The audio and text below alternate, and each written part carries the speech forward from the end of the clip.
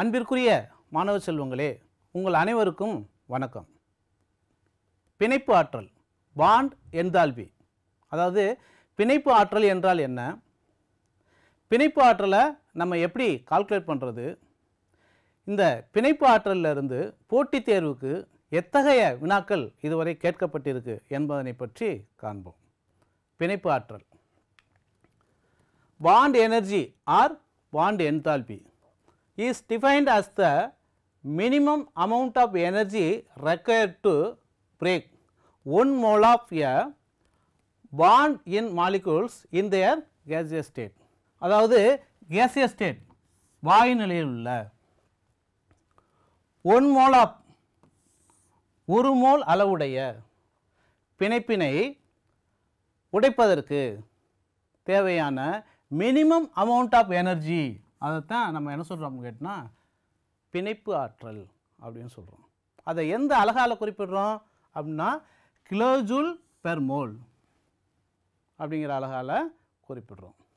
சரி, இப்போ ஒரு நீர் மூலக்கூறுடைய பிணைப்பு ஆற்றல் எவ்வளவு அப்படிங்கிறத கால்குலேட் பண்ணுவோம். நீர் மூலக்கூறு எடுத்துக்கிட்டேன்.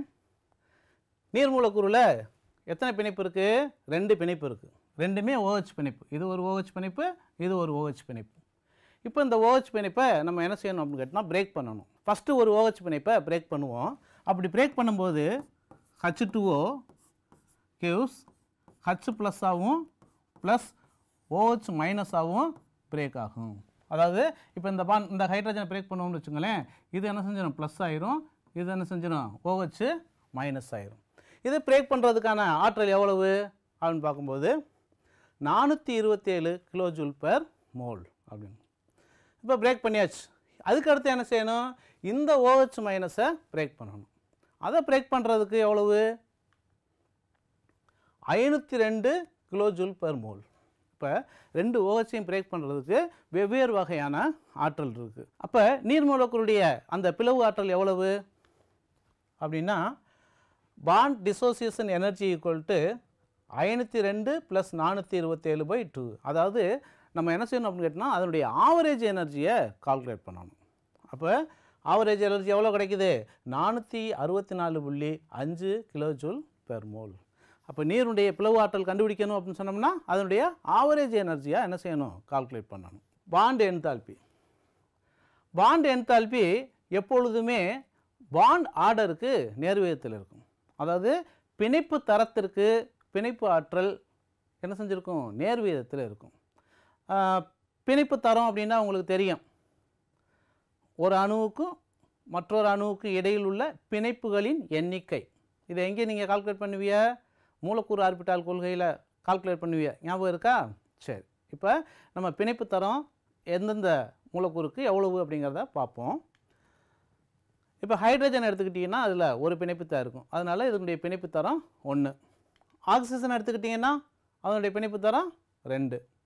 நைட்ரஜன் எடுத்துக்கிட்டிங்கன்னா அதனுடைய பிணைப்பு தரம் 3.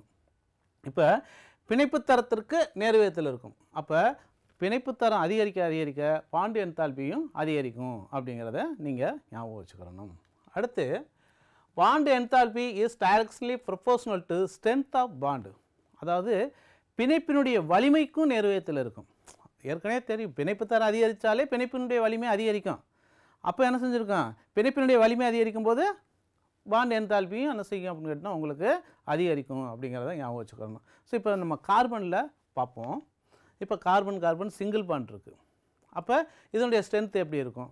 அதே நேரத்தில் கார்பன் டபுள் பாண்ட் எடுத்துக்கிட்டிங்கன்னு வச்சுங்களேன், என்ன செய்யும்? கார்பன் டபுள் பாண்ட் ஆகும்போது சிங்கிள் பாண்டுடைய லென்த்தை விட பிணைப்பு நீளமும் என்ன செஞ்சுருக்கோம்? கொஞ்சம் கம்மியாயிரும். அப்போ ஸ்ட்ரென்த்து இன்க்ரீஸ் ஆகிரும்.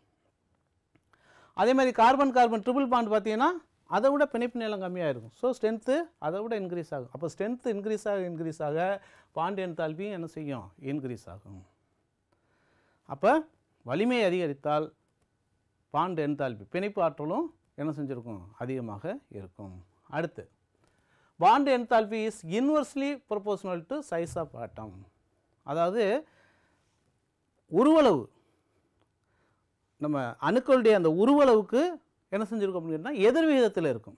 ஏன் அப்படின்னா இப்போ ஒரு சின்ன ஆட்டம் இருக்குன்னு வச்சுங்களேன், ரெண்டுமே சின்ன ஆட்டம் இருந்துச்சுன்னா பிணைப்பினுடைய அந்த வலிமை என்ன செஞ்சுருக்கும், அதிகமாக இருக்கும். அதே மாதிரி பிணைப்பு நீளமும் கம்மியாக இருக்கும். ஸோ இதை பிரேக் பண்ணுறதுக்கு அதிக ஆற்றல் தேவை.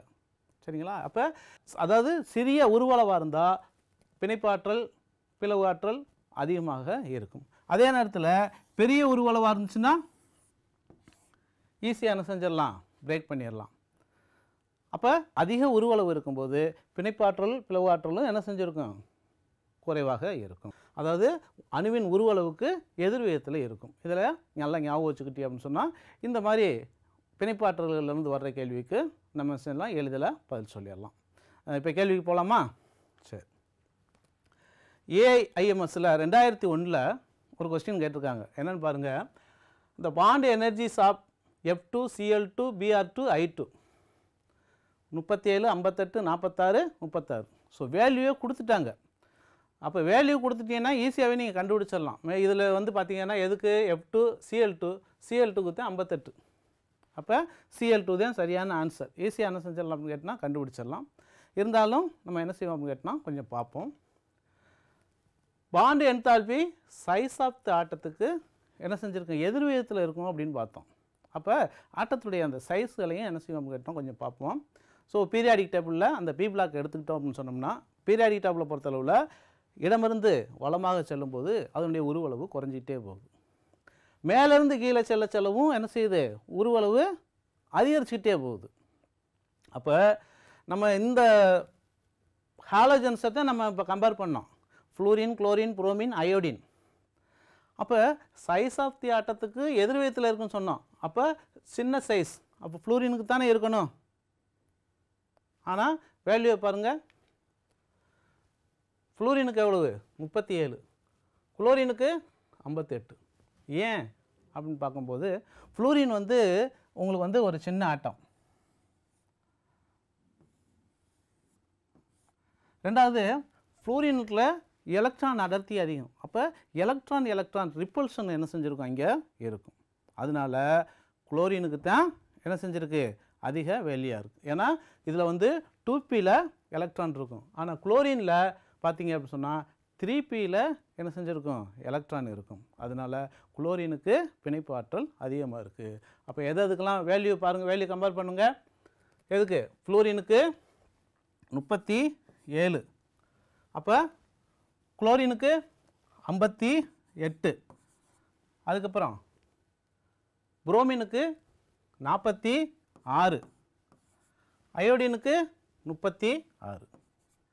அப்போ எதுக்கு அதிகமாக இருக்குது, Cl2க்கு தான் அதிகமாக இருக்குது. நெக்ஸ்ட்டு Cl2க்கு அடுத்து Br2, அதுக்கு அடுத்து F2, அதுக்கு அடுத்து எது, I2. அப்போ இந்த ஆர்டரில் தான் இருக்கும். நல்லா பார்த்துக்குங்க. எதுக்கு தான் அதிகம், குளோரினுக்கு தான் அதிகம். அப்போ எது ஆன்சர், சி தான் சரியான ஆன்சர். நெக்ஸ்ட் கொஸ்டின் அதே ஏஐஎம்எஸில் 2013 சேம் கொஸ்டின் தான். இப்போ சொன்ன என்ன விளக்கமோ அதே கொஸ்டின் தான். கூற்று காரணம் கேட்டிருக்காங்க. கூற்று என்ன சொல்லியிருக்கு, bond dissociation energy is F2 Cl2. இப்போ தானே பார்த்தோம் எதுக்கு அதிகம் அப்படின்னு பார்த்தோம், Cl2க்கு தான் அதிகம்னு பார்த்தோம். ஆனால் என்ன செஞ்சுருக்கு, ஃப்ளூரினுக்கு தான் அதிகம்னு போட்டிருக்கு. அப்போ எது, கூற்று தவறு. ரெண்டாவது பாருங்களேன், Cl2 has more electronic repulsion then F2. போன கொஸ்டினில் தான் பார்த்தோம். எப்படி, F2 தான் சின்ன ஆட்டம், எலக்ட்ரான் வந்து 2Pயில் இருக்கும். பக்கத்தில் எலக்ட்ரான் இருக்கிறதுனால எலக்ட்ரான் ரிப்பல்சன் ஃப்ளூரினில் தான் இருக்கும். குளோரினில் பார்த்தீங்கன்னா எலக்ட்ரான் வந்து 3p ஆர்பிட்டாலில் தான் இருக்கும். அப்போ எதுக்கு அதிகம் அப்படின்னு பார்க்கும்போது ஃப்ளூரினுக்கு தான் எலக்ட்ரான் ரிப்பல்சன் அதிகம். ஆனால் இங்கே என்ன செஞ்சுருக்கு, குளோரினுக்கு அதிக ரிப்பல்சன் அப்படின்னு சொல்லியிருக்கு. அப்போ கூற்றும் தவறு, காரணமும் தவறு. எது, கூற்று காரணம் ஆகிய இரண்டும் தவறு. டி தான் சரியான ஆன்சர். நெக்ஸ்ட் கொஸ்டின் போகலாமா. ஏஐபிஎம்டியில் 2007 ஒரு கொஸ்டின் கேட்டிருக்காங்க. என்னன்னு பாருங்கள். The given that bond energies of HH and ClCl, ஹைட்ரஜனுக்குடைய அந்த பிணைப்பு ஆற்றல் எவ்வளவு அப்படின்னா 430 kJ/mol, ClClக்கு 230 kJ/mol. மொத்த HCl என்தால்பி கொடுத்துருக்காங்க. Del H f formation enthalpy -90 kilojoule per mole. HCl பிணைப்பு ஆற்றல் யாது அப்படின்னு கேட்டிருக்காங்க.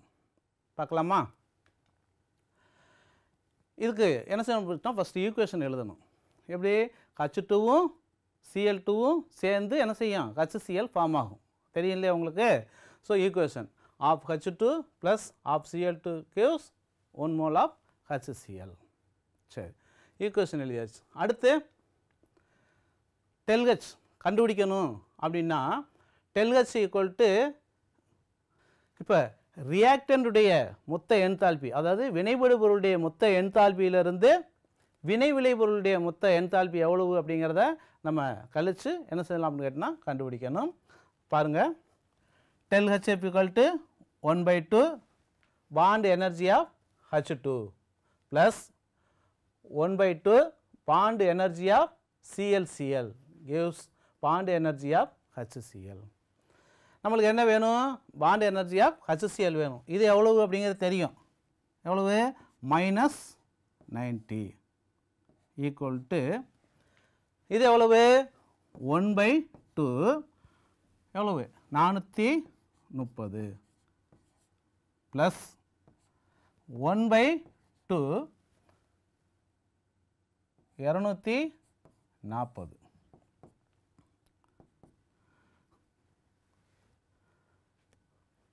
Minus bond energy of HCl.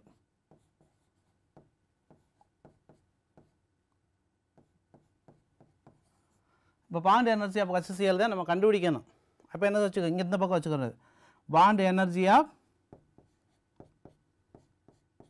HCl equal to 1/2 எவ்வளோ வரும்? 215 வரும். இதை டிவைட் பண்ணிங்கன்னா 120 வரும். அப்போ எவ்வளவு?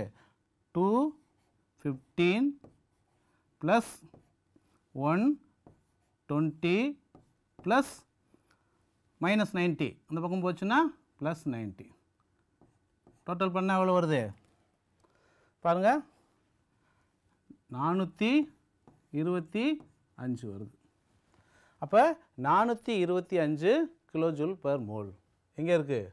டி தான் சரியான ஆன்சர். நெக்ஸ்ட் கொஸ்டின் போகலாமா? From the following bond energy HH bond energy எவ்வளோன்னு கொடுத்துருக்காங்க?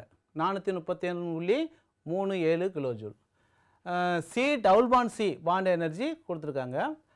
சி சிங்கிள் பாண்ட் எனர்ஜியும் கொடுத்துட்டாங்க. சிஹெச் பாண்ட் எனர்ஜியும் கொடுத்துருக்காங்க. Enthalpy for the reaction will be, அதாவது இங்கே வந்து என்ன இருக்குது? எத்திலீன் இருக்குது. இந்த எத்திலீன் ஹைட்ரஜனோட சேர்ந்து ஈத்தேன் மூலக்கூறாக மாறுது. இப்போ இதனுடைய பாண்ட் என்தால்பி எவ்வளவு அப்படிங்கிறத கால்குலேட் பண்ண சொல்லியிருக்காங்க. ஸோ கால்குலேட் பண்ணலாமா?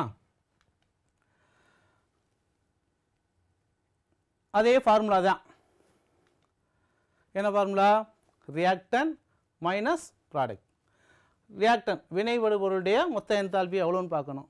அதுக்கப்புறம் வினை விளைபொருளுடைய மொத்த என்தால்பி எவ்வளோன்னு பார்க்கணும். இதிலேருந்து இதை கழிச்சிடணும். எவ்வளவு அப்படின்னு பார்க்கலாமா?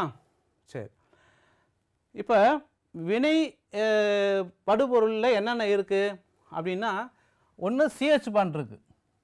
பாருங்கள், சிஹெச் பாண்ட் இருக்குது. எத்தனை சிஹெச் பாண்டு? 1 2 3 4 சிஹெச் பாண்ட் இருக்குது. ஒரு ஹச்ஹெச் பாண்ட் இருக்குது. ஒரு சி டபுள் பாண்ட் சிங்கிற பாண்ட் இருக்குது. அப்போ மொத்த என்தால்பியும் நம்ம எப்படி கால்குலேட் பண்ணணும்னா, ஃபஸ்ட்டு சிஹெச் பாண்ட் என்தால்பி எவ்வளோன்னு பார்க்கலாமா? சரி, CH bond enthalpy CH bond enthalpy எவ்வளவு? 410.50 இன்ட்டு எத்தனை இருக்குது? 1 2 3 4 இருக்குது. 4ஆல் மல்டிப்ளை பண்ணிக்கிறோம். 4ஆல் மல்டிப்ளை பண்ணால் எவ்வளோ வருது? மல்டிப்ளை பண்ணி பாருங்கள். 1642.00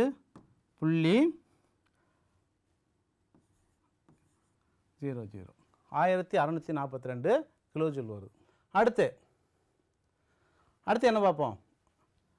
சி டபுள் பாண்ட் சிக்கு பார்க்கலாமா? ஒரே சி டபுள் பாண்ட் சி தான் இருக்குது.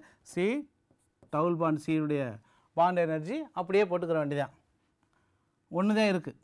ஸோ டைரெக்டாக அப்படியே போட்டுவோம். 606.10. அடுத்து HH பாண்டு, ஹைட்ரஜனுக்கு ஹைட்ரஜனுக்குள்ள பிணைப்பு ஆற்றல் எவ்வளோ கொடுத்துருக்கு? 431.37. ஒன்றே ஒன்று தான் இருக்குது. அப்போ அப்படியே போட்டுக்கலாம். 431.37. டோட்டல் பண்ணுங்கள், எவ்வளோ வருது? 7 4.9 7 6 2 2679.47 பாண்ட் எனர்ஜி கால்குலேட் பண்ணியாச்சு. அடுத்து என்ன செய்யணும்? அங்கே கால்குலேட் பண்ணணும். அங்கே எத்தனை இருக்குது? அதே மாதிரி CH பாண்டு, ஒரு CH bond, 2 CH bond, 3 CH bond, 4 CH bond, 5 CH bond, 6 CH bond இருக்குது, ஒரு CC பாண்டு இருக்குது. அப்போ ஒரு CC பாண்டு CC, ஒரே ஒரு CC பாண்டு இருக்கிறதுனால நம்ம வேல்யூ என்ன செஞ்சுக்கலாம்? அப்படியே போட்டுக்கலாம். எவ்வளவு? ஒரு CC பாண்டு 336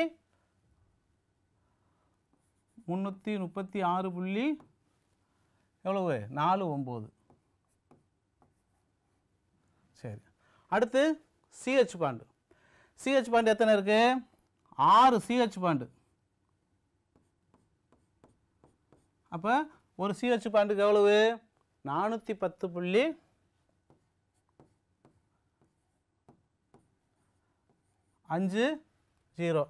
இன்ட்டு 6ஆல் மல்டிப்ளை பண்ணிக்கிற வேண்டியதான்.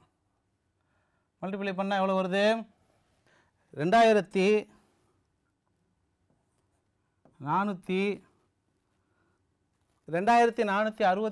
அப்போ ஒரு CHக்கு 410.50. அப்போ 6 CHக்கும் நீங்கள் 6ஆல் மல்டிப்ளை பண்ணால் எவ்வளோ வருது?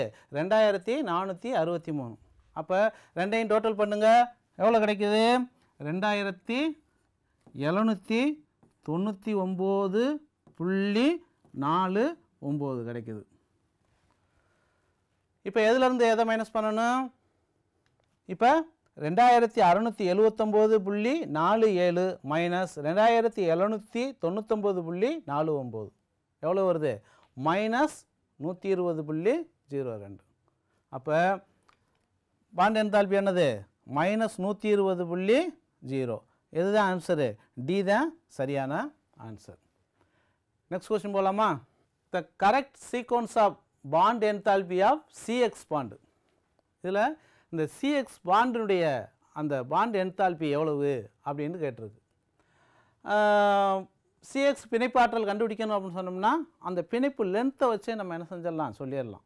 ஸோ இப்போ அதனுடைய பிணைப்பு நீளத்தை பார்ப்போம். ஒவ்வொன்றுக்கும் நம்ம ஃப்ளோரின், குளோரின், புரோமின், அயோடின் நம்ம வரிசை பார்த்தோம் ஏற்கனவே. ஃபஸ்ட்டு எடுத்த உடனே சைஸ் வந்து எங்கேருந்து தனிமர் சட்டம் வந்து மேலேருந்து கீழே செல்ல செல்ல அதனுடைய உருவளவு என்ன செஞ்சுக்கிட்டே போகும், அதிகரிச்சுக்கிட்டே இருக்கும் அப்படின்னு பார்த்தோம்.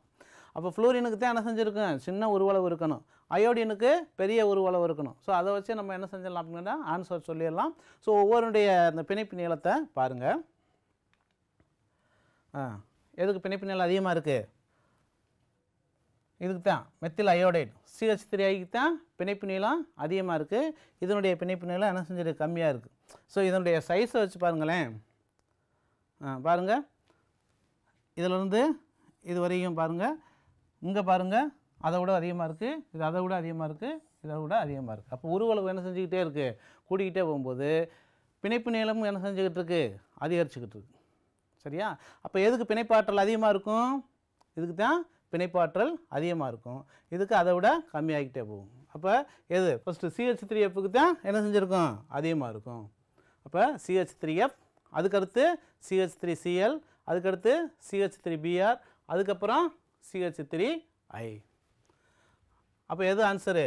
பி தான் சரியான ஆன்சர். நெக்ஸ்ட் கொஸ்டின் போகலாமா? The bond energies of CH4 is 360 kilojoule per mole. அதாவது மீத்தேனுக்கு 360 கிலோஜூல் பெர் மோலாம். அதே மாதிரி C2H6க்கு 620 கிலோஜூல் பெர் மோல். என்ன கேட்டிருக்கு? இந்த bond dissociation energy of C C bond. C C பாண்டுடைய பாண்ட் டிசோசியேஷன் எனர்ஜி எவ்வளவு அப்படிங்கிறத கேட்டிருக்கு. சரி பார்க்கலாம். இப்போ ரெண்டினுடைய அந்த ஸ்ட்ரக்சர் நம்மளுக்கு என்ன செய்யணும்னு கேட்டால் தெரியணும். சரி பாருங்கள், இப்போ ஈத்தேனுடைய ஸ்ட்ரக்சர் போட்டாச்சு. இப்போ இதனுடைய பாண்ட் டிசோசியேஷன் எனர்ஜி எவ்வளவு அப்படின்னு மொத்தமாக எவ்வளவு அப்படிங்கிறத சொல்லிட்டாங்க. எவ்வளவு 620, இதுக்கு 360. சரி, இப்போ இதுக்கு வந்து எவ்வளவு 620 அப்படின்னு சொல்லியாச்சு. 620 கிலோஜூல் பெர் மோல். இப்போ இதனுடைய அந்த சிசி பாண்டு மட்டும்தான் பார்க்கணும். அதாவது இந்த சிசி பாண்டு மட்டும்தான் கேட்டிருக்கு. இதனுடைய பிளவு ஆற்றல் தான் கேட்டிருக்கு. ஆனால் மொத்த பிளவு ஆற்றல் தானே கொடுத்துருக்கு. அப்போ இதை மட்டும் எப்படி நம்ம கால்குலேட் பண்ணுறது? யோசிங்க. அப்போ இந்த சிஹெச் பாண்டு ஏதாவது ஒன்று தெரியணும். சிஹெச் பாண்டு தெரிஞ்சுன்னு வச்சுங்களேன். இப்போ சிஹெச் பாண்டு தெரிஞ்சுன்னா அந்த சிஹெச் பாண்டு எத்தனை இருக்குது? 1 2 3 4 5 6 இருக்குது. 6 சிஹெச் பாண்டையும் உடைய அந்த பாண்ட் டிசோசியேஷன் எனர்ஜி பிளவு ஆற்றலை நம்ம கழிச்சிட்டோம் அப்படின்னு சொன்னோம்னா மிச்சம் உள்ளது தான் சிசி. அப்போ இதனுடைய இது தெரியணும். அதுக்கு ஏதாவது கொடுத்துருக்காங்களா? இந்த பாருங்க, CH4க்கு கொடுத்துருக்காங்க 360 அப்படின்னு கொடுத்துருக்காங்க. அப்போ CH4 மாலிகுல் உங்களுக்கு தெரியும்ல, மீத்தேன் மூலக்கூறு. இதே மீத்தேன் மூலக்கூறு. மீத்தேன் மூலக்கூறுடைய அந்த டிசோசியேஷன் எனர்ஜி எவ்வளவு அப்படின்னு கேட்டால் 360.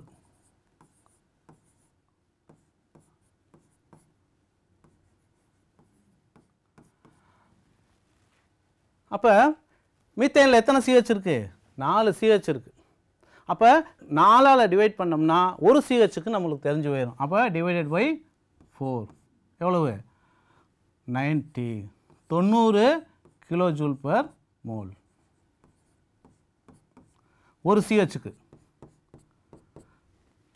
அப்போ ஒரு CHக்கு எவ்வளோன்னு தெரிஞ்சு வச்சு. அப்போ என்ன செய்யணும்? எத்தனை CH இருக்குது? 1 2 3 4 5 6 CH. அப்போ இது 6ஆல் மல்டிப்ளை பண்ணோம்னா 540 கிலோஜூல் பெர் மோல்.